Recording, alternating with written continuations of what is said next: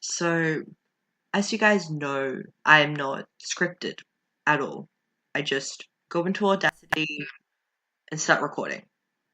Uh, so most of this is just completely unscripted, and I'm gonna make this video on a very broad topic. So if I stutter a lot, that's why. That's why I stutter in all the videos, actually, because they're completely unscripted.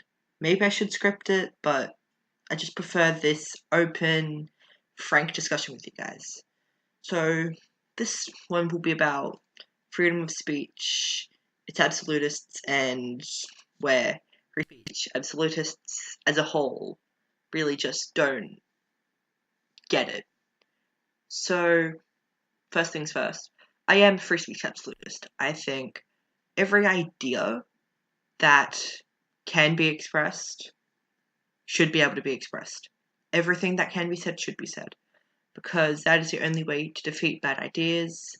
If you don't let bad ideas be said, you don't allow them to be challenged, and they'll go underground and be unchallenged and then bubble up and extremism will form. But if you just let them out, then they will be challenged and destroyed in the marketplace of ideas. So why do I say this? Because I'm going to make attacks on free speech absolutists that might turn people off, and I just don't want people to misconstrue what I say. So, first of all, what do I mean by free speech absolutist? Free speech absolutism is just you believe in freedom of speech to its extreme. You believe that anything that can be said should be said, as I just said before. So, this isn't an uncommon belief. Most of the time, the most vocal people about it are on the right. And this is the problem. The right doesn't recognize threats to freedom of speech from its own side. Sure, you get the odd person that comments on the alt-right or neo-Nazis and how they want to crack down on repression of history or something like that. But as a whole, you don't hear about threats from, say, the Republican Party or anything like that unless it happens to come from the EU. And I think that's really disingenuous. Take Trump's wanting to change the libel laws, which Secular Talk is one of the only people that have made a video on this. The Young Turks, which I don't really like anyway, and a few others. Trump wants to change the libel laws and basically tell the media that they can't misinform about him. Now, this is where it gets a bit sticky. So on one hand, you have slander. Just completely slanderous and useless material. It doesn't bring anything to the table. It is just slander. It is inappropriate. It is pointless. And then you have misinformation, but it isn't slanderous. It isn't completely untrue, or maybe it is completely untrue, but it is positive. So, say Breitbart posts an article saying that Trump donates $1.1 million to a charity. Now, I don't think it has said this, or if it has said this, it might have been true, but it just wouldn't. If it's untrue, but it's positive, it falls into this category. But if it's also not completely untrue, but it's not positive, then it fits this category. This needs to be able to be said. And then you just have regular criticisms of the president, such as, hey, this president said back in the primaries he wants people that get abortions to be punished. Or, hey, this person wants different views to be eliminated from the media, and that he wanted to do a show saying for fake news awards. So that's really unprofessional and not very good for the president. It's really unsavory. It leaves a bad taste in my mouth. But that isn't all. He wants to shut down basically all negative, false. And this really goes against that marketplace of ideas. Because in the marketplace of ideas, you allow wrong ideas, you allow misinformation, you allow things like that because those can be countered with facts.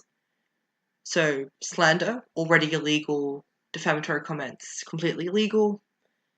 Once you get into that grey area and start making that illegal, it's a really slippery slope because you can turn away a lot of points of view that are legitimate. As much as I don't like the mainstream media, CNN, Channel 9, Channel 10, things like that, I don't want them to be able to be shut down like that. I just find that really tough. But at the same time, they need to be held accountable. And really, free speech absolutism and marketplace of ideas does hold them accountable. If you take the example of CNN making a completely fabricated news story about Donald Trump, against Donald Trump, then you're going to, if you shut that down, then you can shut down basically any conversation about Trump and Russia.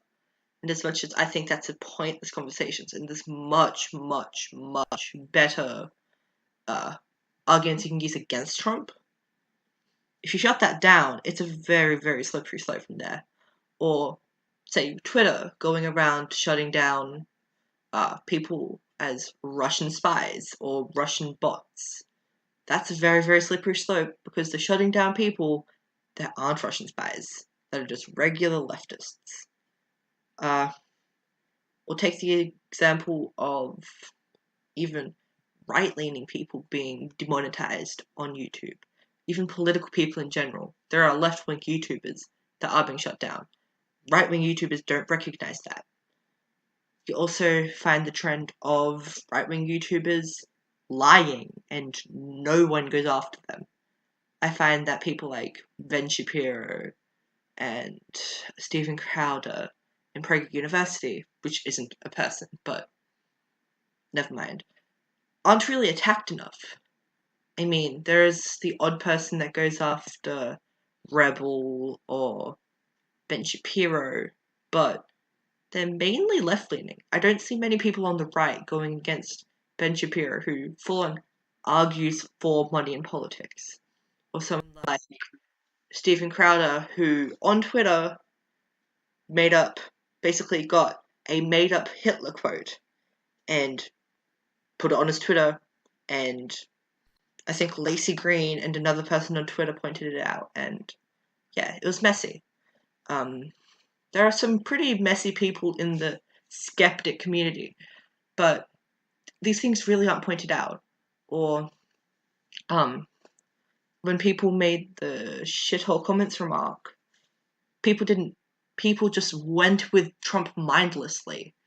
And I mean, some countries are shitholes. Haiti has a very terrible point of view, quality of life, but he's a president, and Haiti is an ally. And take Paul Joseph Watson made a video, and he compared it to the Dominican Republic, and said that they're the same race, but he only attacked Haiti. But the Dominican Republic has a far better quality of life. I don't really buy that, because if he wanted to make that point, he would have said the Dominican Republic. Or he would have said another country that is not white. But he said Norway, a majority white liberal country. It's not about politics. It's about race. End of story. Another thing, I don't find that enough people give credit to left-wing allies. There are people that are quite close. If you wanted to make links with the social justice warriors, you would talk to the more left-leaning people that will be willing to talk to both. Because, like, trans people and gay people on the right always talk about why do they cut off people like me who have ties to the LGBT community. People also forget there are people on the left that are taking both. Kyle Kalinske, Sean Head, they talk to quite a few leftists, but people shove them off, and I don't really know why. Like, if you wanted communication and to mend the ties between social justice and the skeptic community, you would start there. But these people don't care about that. I think I'm just rambling on now, so I'm going to stop. I don't know what I'm going to name this video. Let's call it a ramble or something like that. Yeah. If you like these kind of videos, I don't know why you would. Feel free to subscribe. Yeah. I just like to get my thoughts out. I don't really know why I do this, but yeah. Thanks for watching. I hope you enjoyed, and peace out.